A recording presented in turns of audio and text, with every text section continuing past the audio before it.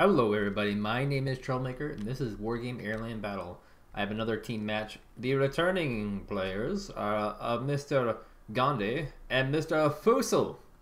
Of course, we're on the channel for the first team battle, 2v2. And they are in fact a team. I just can't remember which one they are. Awkward. Their opponents representing the No Unit clan are Werner Wienhold and Lemieux. Of course, Mario Lemieux, my favorite hockey player of all time. At least 10 times better than Wayne Gretzky in terms of longevity, career success, and overall badassness.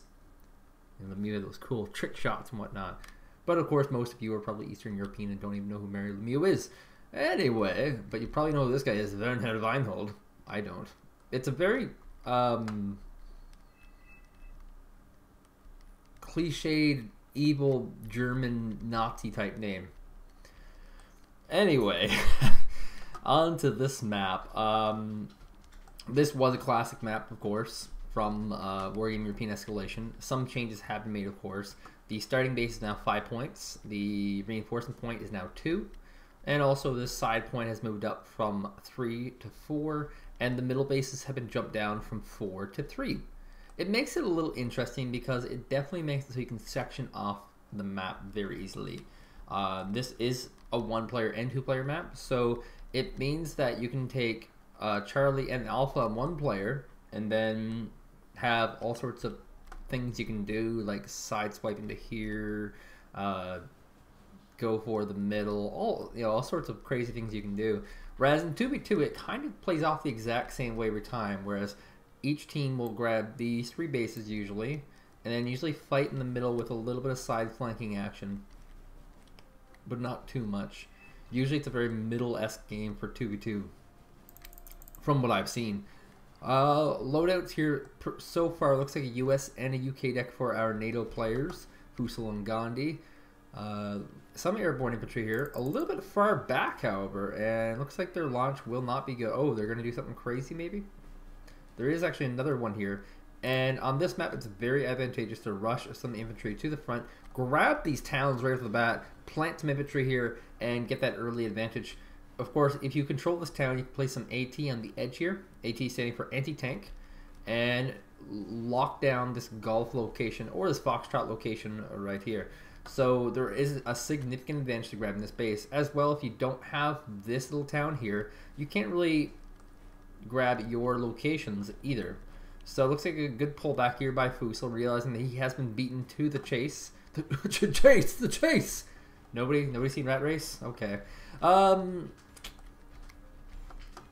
So yeah, all looking pretty standardized here. Both players going to move out, try and go for this middle location. We see a command here going to Delta for Fussel Gondie, another one going to Echo for Fussel Gondie, and we have a third one going to Alpha. Our crazy Werner Wienhold and Lemieux, looks like they're trying to sneak a command into the middle here, but have decided to pull back wisely. We have a TPZ Fuchs running in with a VAB. The VAB does have a recon unit, so that should get stopped in pretty easily. It's a Hussard and Jager. 6 more infantry are coming to join the fray, so this should get cleaned up relatively easy, as this battle for middle is pretty well done. Now all we're looking at now is a need for some AT in this position by Werner Wienhold and Lemieux. Some tanks are going to try and pick off some infantry, but I don't think it should do too much. A Bravo base here for Werner Wienhold and Lemieux, and an India base, and also going for the Juliet base. Looks like there's a difference here. A 2-point base for Fussel Gondie, and a no 2-point base for Werner Wienhold and Lemieux. Even though Werner Wienhold and Lemieux do have a great position here in the middle, unfortunately they don't capitalize on that by grabbing another base, aka this Foxtrot one. They're really going to fall behind. In the least, they got to get this hotel, and then they might be fine. No, little bits of defense here, pockets of defense here for Fussel Gondie. None at all for Werner Wienhold and Lemieux. They seem to be really, really risky here, just leaving commands empty and unguarded everywhere. They are deploying some Conquerors in this big, giant open field. This is a very ideal place for AT, and looks like we have some Conquerors here as well, and this is exactly what you want to do with your Conquerors. In these towns, they're pretty well undetectable, and they're very, very well covered. so they can just pick off any kind of vehicle unit at all. So looks like anything gonna come out. We got a recon unit. Nope, no command vehicle coming out so far for Werner Wienhold and Lemieux, so they might be just pissing away their lead. All the while we have a T-80A here just picking away at whatever it can. One vehicle goes down. Looks like it was a T-64 BV, very, very lightly armored. And the Leopard pulls back very wisely, very cautiously, using that good old move, reverse movement condition. Look at this one. He actually is... Okay, maybe he's doing it as well. Okay. I thought he would have got picked off for some other reason. It looks like we're going to see some sacrificial lambs. This is a mistake, of course.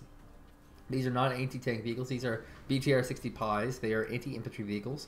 You can tell what kind of vehicles they are by the gun. That kind of gun type looks like a gun designed for taking out, you know, individuals. Whereas when you go to something like the Conquerors, you'll notice they have these, you know, funny-looking rockets. They look like they're taking out tanks. Of course, if you have never watched a war film or never seen a weapon before, you might be in trouble. So yeah, pretty slow, shallow game so far. Looks like we're going to see some mortars popping out, a recon helicopter, yes, guarding these flanks, very, very important. This is actually quite a large map. Wargame AirLand Battle has been very, very well noted for having very tiny maps in that there's no sneakiness, but this one is huge. There is so much space. This is, like I said, it's a classic European escalation map, and it's got these big, giant, gaping borders that you have to watch somehow, and so they're both opting to go for recons along the sides. This, of course, this map does lead the ability to have a helicopter group fly around the sides here, fly around the back, and poke at the back. It's a cost analysis type thing. If you're hearing a little rattling in the background, that's my dog licking his penis. Yep, it's gross. So scores aren't too different just yet, and I think both players are kind of just trying to build up slowly. A lot of artillery going out. We see there are 3 and 2 more, so 5 artillery out here for Fussel and Gondie. I believe I saw 2 out for our pack team. I can't really locate them. Oh, here they are. Our mortars. Mortars, of course, are kind of the flavor of the month right now. They perform very, very well and just do a lot of damage. Unfortunately, it's kind of targeting the wrong vehicle. Targeting these tanks will just actually give it more veterancy. So that's something. And whoa, this is an interesting group of units. The PV GRP R50. This looks like a Chinese unit to me, but I cannot be. It's got a rocket launcher and a submachine gun, looks like. So going ahead and speeding things up. Looks like we'll wait for the mortars to clear up. A base has been taken here by Werner Wienhold and Lemieux. And one thing that's note, they both do have aircraft. They were seen earlier by myself, and they really haven't been getting used that much. So we see 1 bomb going off here. So now we're going to start seeing a little bit of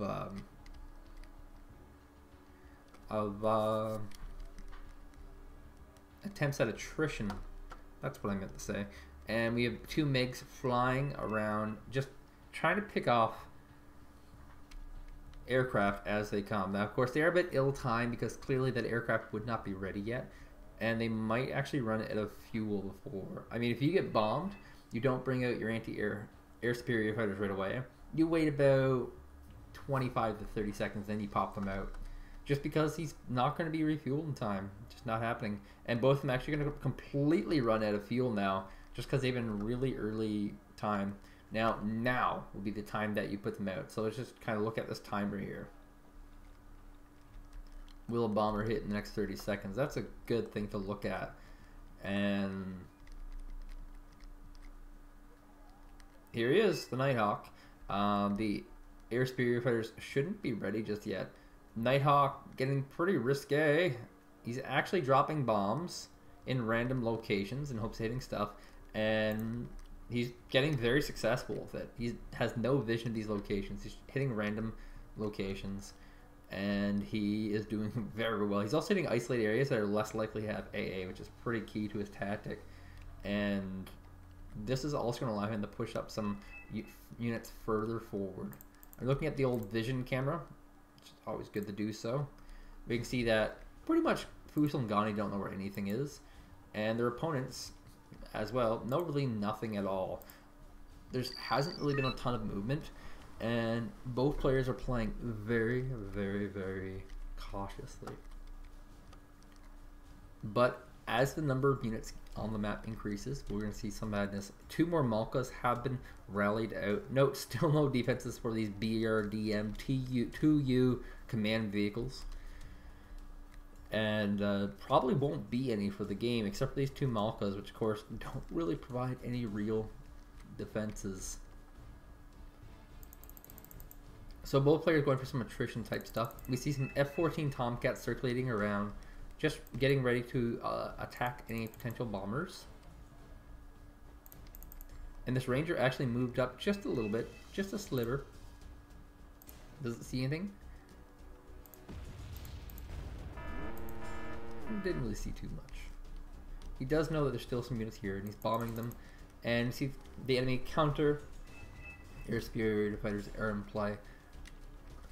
Now, should they have 2 of these or 1 of these at the time?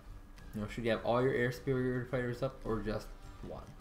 Because once they run out of gas, of course, you have a period where you have no air superiority coverage. The answer is all of them at once. And the reason for this is that if you want to take it the enemy, you want to hit him with everything you got. You want to kill his fighters. You don't want to just braze them. And it also helps you with AA, because if you were to evac a vehicle, it's possible they might start targeting the other vehicle while, you know, the other one that's weaker while it is evacuating. On the downside, area of effect rockets will splash your aircraft, which is not good, of course. So we have our Rangers wiped out here by artillery fire. Some nice precision fire there. Probably one of the first big losses in position by Fussel and Gondie this game. Still 40 points behind. Still a really close game. We have some attack beacons going up. This flank here, of course, is a very, very important flank. There's a nice road here that leads right into this juicy 4-point base. And on top of that, it's also the reinforcement point for Werner Wienhold and Lemieux. And so far, Werner Wienhold is just looking to...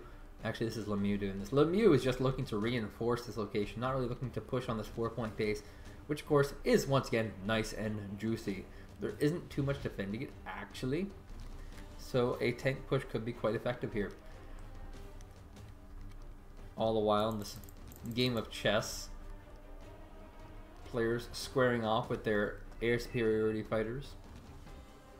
Kind of slow down the artillery fire, mostly because they seem to be resupplying. Yes.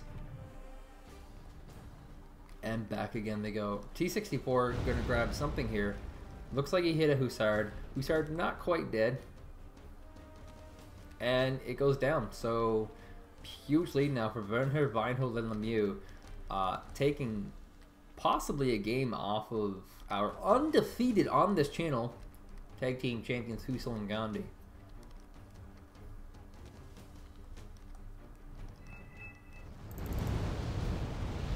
And lots of artillery. Might be able to get these Jupiters. That would not be a bad target right now, considering that they have supply, and supply is very, very valuable for keeping your units alive. As well, when your supply vehicles are empty. In Wargame European Escalation, I used to recommend always take them and use them as scouts. In this game, I actually say don't, just hide them in the woods, because they're worth 20 points to kill, and they have no optics pretty much. They just don't see stuff. Oh, by the way, a Dana's out. That's right, thank you. The Dana, of course, my favorite artillery unit from Wargame European Escalation. Lots of warm and tingly memories there. And it's just picking off all these infantry out in the open like a madman. A complete crazy madman trying to get all these Rangers. But actually, the Rangers are successful in just skittering away into the cover area. Hussard, though, might go down. T-64 BB on target. Gonna pick off that Hussard. And look at all these mortars, just going crazy here. Look how close range they are. This is madness. And the infantry units are on retreat, barely visible on the screen here. I guess this is what a hussar looks like. He has a flying bazooka. Looks like a bug to me. And it's pointed at his buddy here, so that guy is definitely in trouble. Yup, definitely in trouble. And here comes a big tank push. Who said that there was no action in this game? Here comes a huge tank push. We have Abrams. We have MBT-70s. These are your prototype tanks. We have more Abrams, Chaparrals covering air support, and Challenger 1s. 4 of those bad boys. Leopard 2s. This is a pretty good collection of tanks. And what kind of damage can they do? That's the question. No real visibility here, though. The only recon, of course, is this Hussard. And Abrams gets his first target. It's going to be a T-64BB, which is, of course, running back. He's got the cover of the woods, so he's going to be good in this regards. He's got another recon helicopter over here, which is getting picked off. And actually, no, it's picking off a vehicle. They continue to push forward. The Grunzers are stunned. The vehicle does move back. Vision for the Gondie, not so good. We have MI-638 trying to pick off something defensively, getting a little bit desperate. The Tomcats come in to pick it off, and they get a kill? No, they do not. But here comes some Lim 68. Oh, he pulls those air superior fighters back just in the bad time. He could have got 2 kills there, but instead he might get 1? No, he gets none. The tank push continues forward, and I need to sneeze. Here we go. Whew! That was the sneeze, folks. This, of course, is on that juicy 4-point base. I was talking about that over here, and of course, the opponents, the red ones, were actually playing the exact same thing over here, and they're completely caught off guard over here. A lack of AT options. Only this single set of Conquerors, which, of course, are doing a good job. They might use all their Conquerors rockets, but not really before these devilish tanks push forward and do a ton of damage. And the tanks do have to keep moving, they do have to keep pushing, and they do have to keep attacking. Otherwise, they will be sedentary and problematic. Spreading out is very, very good. Microing is, of course, is very, very good. Injured units should be in the back. Powerful units should be in the front. And we need to see some artillery here. We need to see some artillery covering. Hit those clear stuns from our pack players. There's just such a huge collection of tanks here. More and more tanks getting rallied in. We have some OSAs getting rallied in here as well. T-80Us are winding up. They, of course, have the superior range advantage. Ooh, bad smoke. Bad team smoke here. Blocking the T-80Us attack path. And this is problematic. This is a really bad, sad defense. This actually gives a pretty significant advantage to Fussel and Gondie if they want to take it. Now they can move in, clear all these rocket-based weaponries, and just win the game. If they are courageous, if they want to hit the push. What they're worried, of course, is about close-range units. They're really scared of that. Chaparral moving up to try and cover into these bushes so they can get those great AT fires. And looks like we're going to see a little bit of stalemate situation here. Nobody wants to take the risk. In which case, the value goes to Fussel and Gondie. Just push on through here. But at the same time,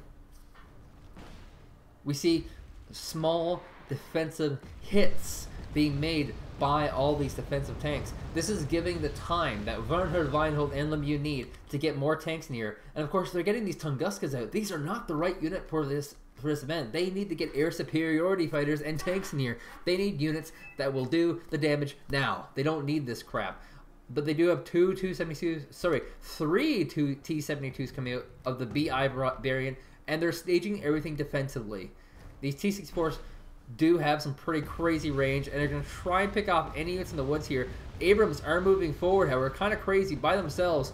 A little bit of missed team management here. We have some Seahawks coming in. Maybe these Tunguskas will become useful after all.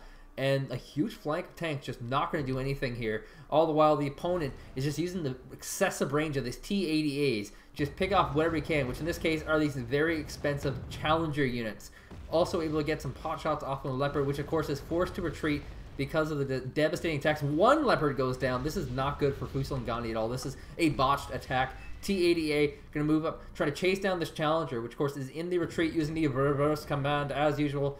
Challenging instead to go for this Ranger and Chaparral, some pre-targets. He needs to get some supply trucks here to get some more of these reflex on these T-80As. And this attack has been seriously botched. Very much botched. Now all Werner Wienhold and Lemieux need to do is get out a lot of bombers and just start cleaning stuff up.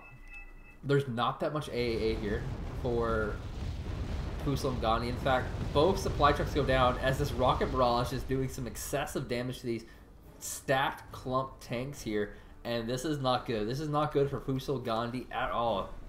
There's only 12 minutes left in the game. They're 200 points behind, 200 out of 4,000, keep in mind. But at this point, they need to do some serious groundwork. They need to do the damage now. Here comes another little air superiority fighter, a Lim 6-8. I guess these guys aren't too big on bombers, because if I was them, I'd get in the bombers down. Of course, they're constantly resupplying these artillery units right now. Basically, when you get to this kind of point in the match, you should be non-stop artillery shelling. Non-stop. Oh, here's the reason why he's using the air superiority fighter. He wants to get rid of this Kiowa, which of course has landed, which means that the weaponry of the Lim 6 will not work. In fact, he's just going to circle around and do some ground. I think he has some ground-based weapons here. He should be able to hit this still, but not with his awesome air superiority weapons. No, he has to use crappy ground weapons. He does get the kill, however. No points value jumping up there. Probably about 100 points though. The Tomcats and Eagles all come out trying to pick off this unit, and oh, just barely misses it. And that's what I'm talking about. When you get 4 air superiority units coming out, you can get a kill. Unfortunately, he's not retreating these in time. He might lose a Tomcat to a Buke. Oh, the Buke doesn't get it. 1 hit point left.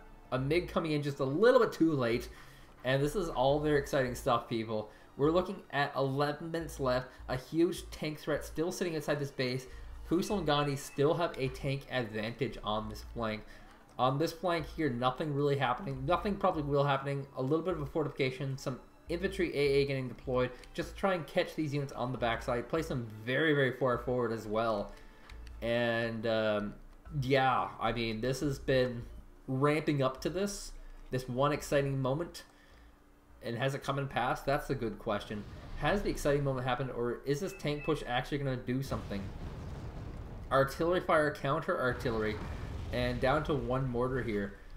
Dire situation. We need to see a 400-point push. Now keep in mind, that's very possible, because this T80U, bam, 170 points. This T80A, bam, 130. This one, 130. Actually, this is 2. So that's 400, 500 points in tanks just up front. If they can kill those 4 T80s, they're in this game. They win it. However, this next tank push, and there's got to be a next tank push. If that next tank push doesn't do anything, they're in some pretty serious bananas. And oh, sacrificing a 200-point bomber in hopes of desperation coming in. T80U pushing forward. I guess he's just trying to push things back. I think that's all he's trying to do. But here we go. Tank line moving slightly forward. Of course, this is the problem with team battles. One person moves forward, the other person does not. You're kind of screwed. And in fact, this ridiculous number of T-64 is pushing back the tank line once again. Superior range micro is still very much a thing in the game. And yeah, both players playing pretty strong on their artillery. Malka needs to get resupplied. Urals are rushing to the front, however. Probably the better choice at this point. They still need to resupply all these artillery. Keep the artillery units going.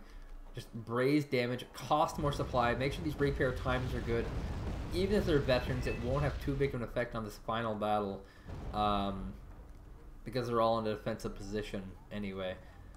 A 500-point lead for Werner Wienhold and Lemieux, who may become the brand new undefeated tag team champions on this channel. And of course, if you never watched the WWF, you don't know what an undefeated champion is. Yeah. It's Goldberg! 50-0! I can't be the only person who watched wrestling growing up. I can't be the only person.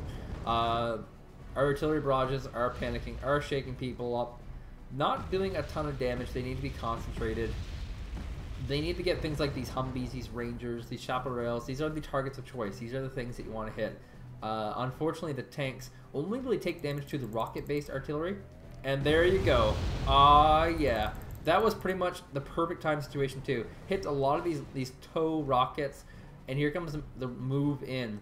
The T-80U is not resupplied. And so we're seeing a huge push in as MIIP Abrams with their strong forward armor 17 lead the charge.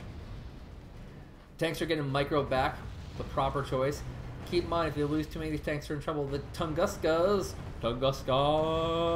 will be firing on the aircraft, which are, of course, are here. There are some aircraft here, some tow rocket-based aircraft, and this push is do or die. It's now 700 point lead here for Werner Wienhold and Lemieux. Can we see some bomber support? I don't think so. We do see some Tomcats patrolling the skies, not really what we need to see right now. As well, 2 tanks not being used in this push. It's still a 600-point lead, but it's breaking. It is breaking. He just broke some of the T-80As. He needs to get this T-80U and this T-80A. He's just going to continue pushing and pushing and pushing and killing. And here they come, breaking the line finally. But is the damage done is a good question. Of course, there is no skill targeting here. It is all auto fire. No focus fire being done. 2 mainline tanks are down. We see 700 points of units are still needing to be killed. The command has been pulled by Werner Wienhold, which is good. T-80U is retreating. Too valuable of a unit. The Conquerors are just killing here. They're down to 5 rockets. They've paid for themselves. And they're still working. They're still doing work. There's 2 points left on this Abrams. And this looks like it could be the end. 400 points left. 400 points left. 500 to go. T-80U is in the cover position. Could get picked off. This could be the moment it shifts. If this T-80U, which should have been retreated, it's picked off. It does have some pretty powerful armor. It can sit and fight some of these challengers and trade blows, but it's in a pretty meaty situation here. T-80U still full armor, however. The Conquerors did their job. They are now completely empty. It's only a 300-point difference. If he can get this command armor, he's in good shape. And this T-64 and this T-80U. Of course, all those things. TU does go down. Oh my god. We are now down to a 150-point difference. And the main battlefield is complete, however. So he's going to have to squeeze these points out. Artillery barrages coming for all directions. We see some smoke has been popped up, wanting to cover his retreat, trying to get all these vehicles out. He needs to retreat all these back to a more secure location. But there isn't one. There is no secure location on this map. This is actually his last corridor of any sort of truth and justice. He has some T-80As in use. He needs to realign them into this bush area here to hit this side flank, as opposed to hitting into this open area here. He's in a lot of serious trouble, and the command vehicle is on the move fast command. It's getting out of there. The Bukmi is getting out of there. The T-64 is getting out of there, and we're needing to see Fussel and Gondie make some pretty crazy moves or get lucky. Just like that new song. Ooh, get lucky. Daft Punk, baby. Gotta get lucky. And yeah, he's actually going to do that. He's going to reposition his T-80A, T-64, and whatnot into these bush locations and try to pick this army off as they try to push forward. Now, keep in mind, the push forward can be very strong. There isn't a lot of defense here in this India base at all. He can completely hit him through this side road here and do very, very well. He could also split right through the middle and do pretty well there. Or he could also rally in some units here. He's only got 3 minutes left, though. So that means that this is a do-or-die situation. It also means that U-rolls will become very valuable as kill targets. Because keep in mind, each one of them dead is worth, oh, only 1 point. There you go, a 20-pointer. A 20-point one right there. That would be very close to game winning. He only needs to kill like 5 or 6 of those. So these U-rolls being stacked up, and this is a little bit of advice for you newer people. If you have all these U-rolls stacked up, they're not doing anything, you don't have FOBs, place them somewhere like right here. Really. This is one of these little niches of the game. Place all your unused U-rolls in the bushes. It's valuable because if you don't use them all... Did I just see something crazy happen? I think I just saw an aircraft get picked up. But if you don't use them all, they're not going to get hit because they're in this nice little ambiguous location. So we have 2 minutes left, and we might see some very, very last-minute moves because the truth is, Fussel and Gondie do have to get the blow. They have to get the killing blow, but it's advantageous to them to resupply all these vehicles, get them all topped up, get some more tanks in here and make a push. Tanks are very, very good for this. Very, very good. They get very underrated because a lot of people get into the politics of the stalemate situation. They don't really look into these tank pushes. So if he can do that, he'll be fine. The problem for him right now is that he doesn't really have a lot on the ground, and unfortunately, the Devil team has tons. They have lots of T-64, T-67-2s, and whatnot. This recon unit could actually ruin the entire game for Werner Wienhold, of course, if it gets picked off. I say for Werner Wienhold because Lemieux will be like, man, I'm sorry, and Werner will be like, you cost us the game. Jackass. And here comes the rocket barrage. This, of course, is your in-game artillery unit. A lot of people criticize the rocket barrage for its cost. It is very expensive to throw at these things. But these are your in-game artillery unit. The clumping of units is so bad. They're really the only thing that damages tanks, and they will almost 100% kill vehicles. So if there's a barrage at this woods location here, they're in trouble. Lemieux is calling for an attack. I don't know if I agree with this. 40 seconds left. He's probably calling for artillery barrage. And this is it. Non-stop artillery barrage both sides. This is the point of no return. 40 points left. They need to push those tanks forward, kill something. The Rangers actually push forward. They might not even be looking at the clocks. There's only 20 seconds left. You've seen SU... Oh my god, no way. This is not how it ends, is it? Please tell me this is not how it ends. This SU-25 is not going to get picked off, is it? Really? Really? Werner Wienhold? Are you the ruiner? Oh my god, it's not even a bomber. He's just playing greedy. Oh god, you're playing so greedy. But here comes the T-72 fire. Actually getting some scouting information there. And Werner Wienhold and Lemieux technically win. It's called a draw, but the winners of Werner Wienhold and Lemieux, Fussel and Gondie, go away licking their wounds. Not losing any points today on the ladder, but still hurt by their loss to Werner Wienhold and Lemieux from the No Unit Clan. My name is TheTroublmaker. That were our games. Was. Grammar's heard for the day. Subscribe to my channel. Like this video if you enjoyed it. And make sure to come back next week. I'll always have matches. And tomorrow we have our tutorial on the Champagne. So, thank you guys for watching. See you next week.